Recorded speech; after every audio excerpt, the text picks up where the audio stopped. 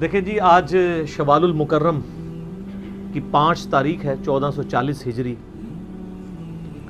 ہر عید پہ کوشش ہوتی ہے کہ کچھ نہ کچھ میسج امت تک پہنچایا جائے۔ تازہ تازہ رمضان المبارک کا مہینہ گزرا ہے اور عبادت کی وجہ سے دل بھی پسیچے ہوتے ہیں، بات سمجھ بھی آ جاتی ہے۔ باتیں کرنے کو تو بہت زیادہ ہیں، لیکن ایک کریٹیکل بات جو آج صبح میرے ذہن میں آئی وہی آپ کے ساتھ شیئر کر لیتا ہوں۔ قرآن حکیم میں ایک آیت ہے، سورہ الاعراف کی آیت نمبر 179۔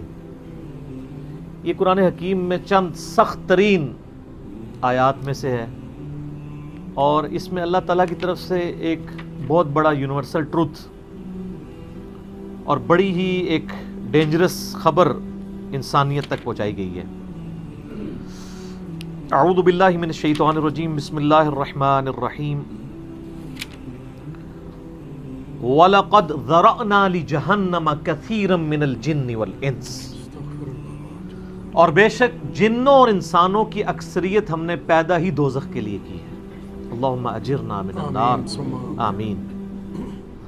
لیکن یہ اللہ نے کوئی ظلم نہیں کیا، بلکہ اللہ تبارک و تعالیٰ نے اس کی ریزن بھی بتائی ہے۔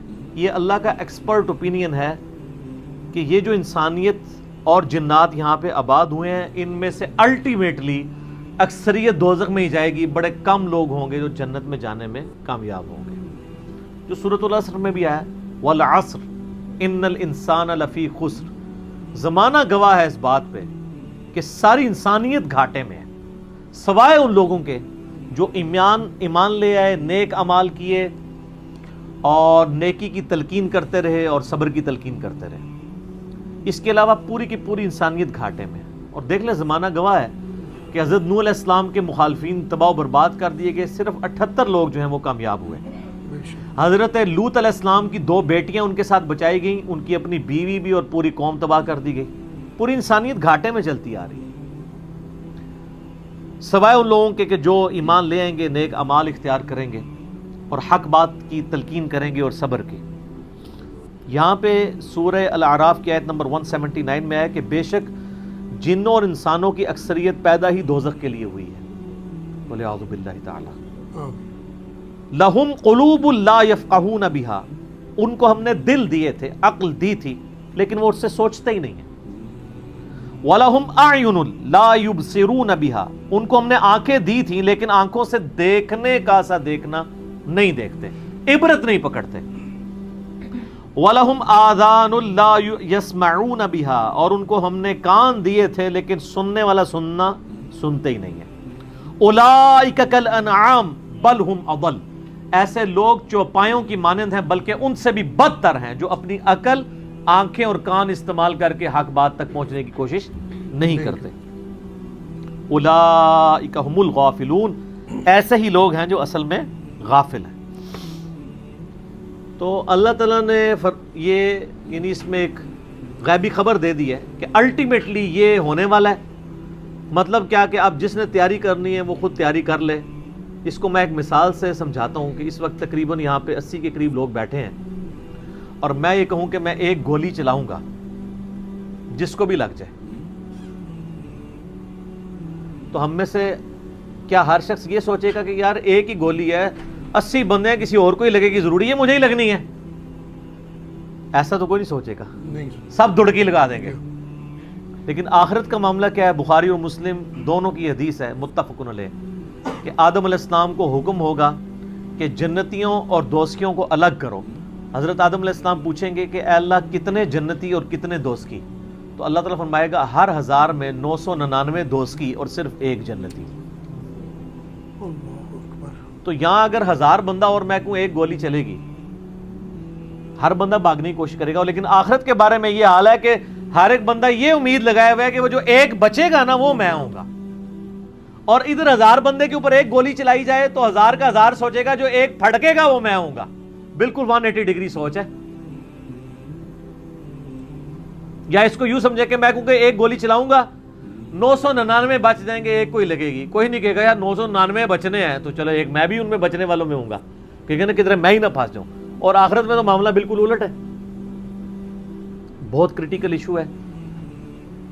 انسان کو اپنی آخرت کی فکر کرنی چاہیے، اللہ کو سیریس لینا چاہیے۔ جو لوگ دنیا میں اللہ کو سیریس لیتے ہیں وہی اپنی اصلاح کر لیتے ہیں، ورنہ اللہ تو بے پرواہ ہے۔ یقین کریں، پوری کی پوری انسانیت دوزخ میں چلی جائے اللہ کو کوئی پرواہ نہیں ہے، پوری کی پوری انسانیت جنت میں چلی جائے اللہ کو کوئی پرواہ نہیں ہے۔ اور یہ جو اکثر لوگ مثالیں دیتے ہیں کہ جی دیکھیں کوئی ماں اپنے بچے کو کیسے دوزخ میں پھینک سکتی ہے، تو اللہ تعالیٰ تو ماں سے بھی بڑھ کے محبت کرتا ہے، وہ کیسے پھینکے گا؟ بھائی اس لیے پھینکے گا کہ اللہ تعالیٰ کے وہ احساسات نہیں ہیں جو ایک ماں کے ہوتے ہیں۔ ماں تو اپنی نفسانی خواہش یا محبت کی وجہ سے مغلوب ہو جاتی ہے، لیکن اللہ مغلوب نہیں ہوتا۔ اللہ تعالیٰ کیا فرعون سے اس کی ماں سے بڑھ کے محبت کرتا ہے جو اس کا باغی ہے؟ یہ محبت تو ان لوگوں کے لیے جو اس کے تابع فرمان ہو۔ جو اللہ کے دشمن ہیں ان کے بارے میں تو اللہ تعالیٰ فرماتا ہے انا من المجرمین منتقمون، ہم مجرموں سے انتقام لے کے چھوڑیں گے۔ ان کے لیے یہ معاملہ نہیں ہے۔ ہمیں تو یہ بتایا گیا ہے اللہ تعالیٰ ایک بوڑھی نانی اماں ہے جس نے یہ ایک نعوذ باللہ ایک سسٹم چلایا ہوا ہے، اینڈ پہ سب کچھ چھوڑ دے گا۔ نہ، اگر یہ بات ہوتی تو انبیاء کرام علیہ السلام کی تعلیمات اس طرح کی نہ ہوتی کہ لوگ جو ہے وہ کیجول زندگی گزارنا شروع کرتے ہیں۔ بڑی سٹرکٹ تعلیمات ہیں۔ جامعہ ترمذی میں حدیث ہے کہ سیدنا عثمان غنی رضی اللہ تعالیٰ عنہ علیہ السلام کے بارے میں آتا ہے کہ وہ جب کبھی قبرستان جاتے تو اتنا روتے کہ ان کی داڑھی آنسوؤں سے تر ہو جاتی۔ تو اصحاب پوچھتے کہ آپ کے سامنے جب جہنم کا ذکر ہوتا ہے آپ پہ اتنی خشیت طاری نہیں ہوتی، لیکن قبرستان میں قبر کے سامنے یہ معاملات آپ کے ساتھ کیوں ہوتے ہیں؟ تو انہوں نے کہا کہ میں نے نبی علیہ السلام سے خود سنا تھا کہ قبر آخرت کی منزلوں میں سے پہلی منزل ہے، جس کی یہ منزل پھنس گئی اس کی اگلی منازل مشکل ہو جائیں گی، اور جس کی یہ منزل آسان ہوئی اس کی اگلی منازل آسان ہوتی چلی جائے گی۔ یہ وہ شخص کہہ رہا ہے جسے 3 دفعہ جنت کی بشارت ملی ہوئی ہے۔ ہمارے پاس کوئی جنت کا ٹکٹ نہیں ہے، اور ہماری بے پرواہی اپنے عروج کے اوپر ہے۔ اسی کو پنجابی میں کہا جاتا ہے نا، عقل نہ ہوئے تے موجیں ہی موجاں، عقل ہوئے تے سوچیں ہی سوچاں۔ جسے عقل نہیں ہوگی وہ موجیں مارے گا کیونکہ اسے پتہ نہیں ہے نا، لیکن جسے عقل ہوگی وہ سوچے گا کہ یار یہ معاملہ تو بڑا خطرناک ہونے والا ہے۔ صحیح بخاری میں حدیث ہے، نبی علیہ السلام نے فرمایا آپ ایک جگہ سے گزرے، کچھ اصحاب آپس میں یعنی ہنسی مذاق کرتے ہوئے ہنس رہے تھے، تو آپ کھڑے ہو گئے، آپ نے فرمایا جو کچھ میں جانتا ہوں نا اگر تم جان لیتے تو بہت کم ہنستے، زیادہ رویا کرتے۔ بہت سیریس کیس ہونے والا ہے۔ صحیح مسلم میں حدیث ہے، آپ علیہ السلام فرمایا میں نے ارادہ کیا کہ میں اللہ سے دعا کروں کہ تمہیں عذاب قبر سنوا دے۔ دکھانے والی تو کہانی ختم سر، سنوا دے، لیکن مجھے ڈر ہوا کہ اگر تم نے عذاب قبر سن لیا تم اپنے مردوں کو دفنا نہیں چھوڑ دو گے، ایسی خشیت تم پہ طاری ہو جائے گی۔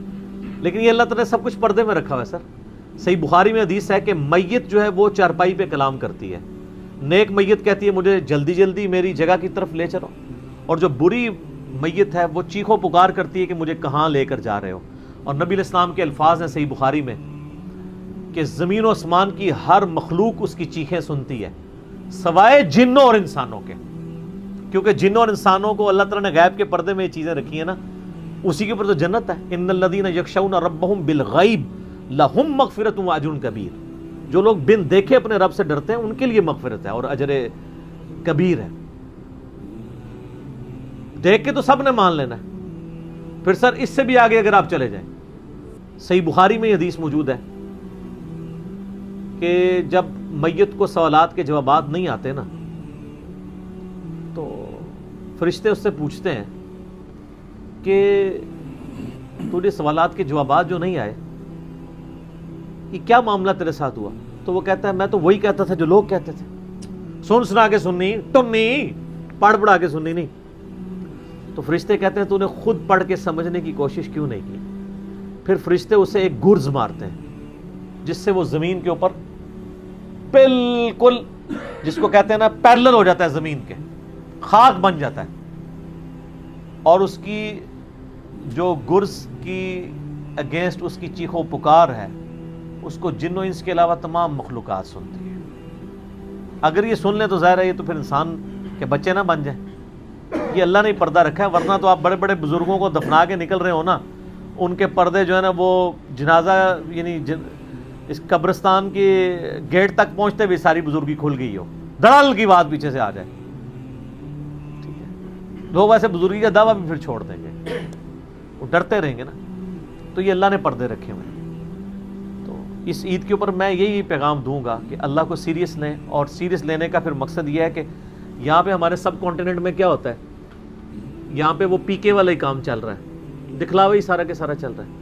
سب کانٹیننٹ میں انڈیا، پاکستان، بنگلہ دیش، افغانستان کے اندر یہ ہے کہ اگر کوئی شخص خدا کی طرف راستہ بھی اختیار کرتا ہے نا، تو زیادہ زیادہ کیا کرتا ہے وہ کہ وہ کسی کی ماں مر گئی، کسی کا جوان بیٹا مر گیا، کسی کو کوئی بیماری آئی، وہ اللہ کی طرف لگتا ہے تو پہلے کیا کرتا ہے، داڑھی رکھ لیتا ہے، تسبیح پکڑ لیتا ہے، مسجد کی طرف آنا شروع کر دیتا ہے، اور اس مسجد کی طرف جو اس کے محلے کی مسجد ہوتی ہے، وہ ایک پریکٹسنگ مسلمان نہیں بنتا، وہ ایک پریکٹسنگ بریلوی یا پریکٹسنگ دیوبندی یا پریکٹسنگ اہل حدیث اور شیعہ بن جاتا ہے. اگر اس کے محلے کی مسجد بریلویوں کی ہوتی ہے تو وہ ایک پریکٹسنگ بریلوی بن کے سامنے آ جاتا ہے. ہونا ہی چاہیے کہ اب تم خدا کی طرف راستہ اختیار ہی کیا تو سب سے پہلے علم حاصل کرو. انما یخشی اللہ من عبادہ العلماء، اللہ کی خشیت تو اہل علم کو ہے. علم نہیں حاصل کرتے تو جدھر لگا نا اسی طرف چل پڑتا ہے. ہونا تو چاہیے کہ آپ پہلے ہی دیکھیں کہ میں قرآن و سنت کا علم حاصل کروں، میں دیکھوں کہ یار کون سے نظریات درست ہیں، کن چیزوں کے اوپر اللہ تعالیٰ نے پکڑ کرنی ہے، کن چیزوں کے اوپر اللہ تعالیٰ نے فرائض میرے اوپر لگائے. وہ کوئی بھی علم نہیں حاصل کرتا، کوئی جدھر لگا ہے ادھر. ہمارے محلے میں نے بتایا کہ ایک پوری فیملی قادیانی ہو گئی تھی، یہ میری پیدائش سے پہلے کی بات ہے. صرف ان کے گھر اولاد نہیں ہوتی تھی، بچی پیدا ہوئی، وہ والد پہلی دفعہ گیا مسجد میں، وہ قادیانیوں کی عبادت گاہ تھی، وہ قادیانی ہو گیا، پوری نسل ان کی قادیانی ہے. یہ ہماری ٹوٹل تحقیقات ہے. ہمارے سب کانٹیننٹ کے معاشرے میں لوگ پریکٹسنگ اپنے فرقوں کے بنتے ہیں، علم حاصل نہیں کرتے. یہی وجہ ہے کہ پوری زندگی کبھی یہ نوبت ہی نہیں آتی کہ میں دیکھوں. حالانکہ دنیاوی معاملات کے اندر سب سے پہلے لوگ، کسی نے مکان بھی بنانا ہے نا، وہ کئی ٹھیکیداروں سے مشورہ کرتا ہے، کئی مٹیریل والوں کو ملتا ہے کہ کیا ہوتا ہے کہ وہ صبح مکان شروع کرا دیتا ہے، پوری فیزیبلٹی بناتا ہے، پوری پلاننگ کرتا ہے. لیکن ایک دین کے اوپر چلنا ہے جس کے لیے کوئی پلاننگ نہیں، کوئی فیزیبلٹی نہیں، جو جدھر لگا وہ لگ جاتا ہے. اس وجہ سے پوری زندگی لوگ نماز پڑھتے رہتے ہیں، ان کو یہ نہیں پتہ چلتا کہ نماز کا سنت طریقہ کیا ہے، اس کے اندر کیا کچھ پڑھنا ہے، اس کے کیا مسائل ہیں. کتنے شادی شدہ لوگ ملتے ہیں، بچے بھی جوان ہو چکے ہیں، ان کو غسل کا طریقہ ہی نہیں آتا ہوتا. تو علم بنیادی چیز ہے، اس کے اوپر بنیاد رکھیں، اس کے بعد جو ہے وہ آخرت کی طرف آپ کی رہنمائی ہوگی. لیکن علم کے بغیر کچھ بھی نہیں ہوگا. اس لیے میں اس عید کے موقع پر ریکویسٹ کروں گا، جہاں تک بھی ہماری بات پہنچتی ہے، کہ یہ سچائی کا پیغام سب سے پہلے اپنے اوپر لاگو کریں، پھر جاگو اور جگاؤ کی مہم شروع کریں. انسانیت کو بتائیں کہ کتنی بڑی مشکل میں وہ پھنسنے والے ہیں، کتنا بڑا معاملہ ان کے ساتھ ہونے والا ہے. اور یہ اتنا بڑا معاملہ ہے کہ یہ تو چوکوں پہ کھڑے ہو کے اور بڑی بلڈنگز کی چھتوں پہ کھڑے ہو کے اسپیکر فٹ کر کے لوگوں کو یہ بتانے کی ضرورت ہے. وَلَقَدْ ذَرَأْنَا لِجَهَنَّمَ كَثِيرًا مِّنَ الْجِنِّ وَالْإِنسِ، بے شک جنوں اور انسانوں کی اکثریت دوزخ کے لیے پیدا ہوئی ہے، تو بچ جاؤ. ہماری حالت ویسے یہ ہے کہ ہم تو ایک بلی کو بھی آگ میں گرتا ہوا برداشت نہیں کر سکتے، لیکن ہم یہ راگنی الاپ رہے کہ انسانیت نے دوزخ میں گرنا ہے اگر انہوں نے اللہ تعالیٰ کو سیریس نہ لیا اپنی زندگی کے اندر. تو یہی پیغام ہے جی، کہ لوگوں کو یہ آیت سنائیں، خود بھی آخرت کی فکر کریں، لوگوں کی بھی آخرت کی فکر کریں، اور علم کی بنیاد پہ، تاکہ عقائد کی بھی اصلاح ہو اور اعمال کی اصلاح. جزاکم اللہ خیر علی.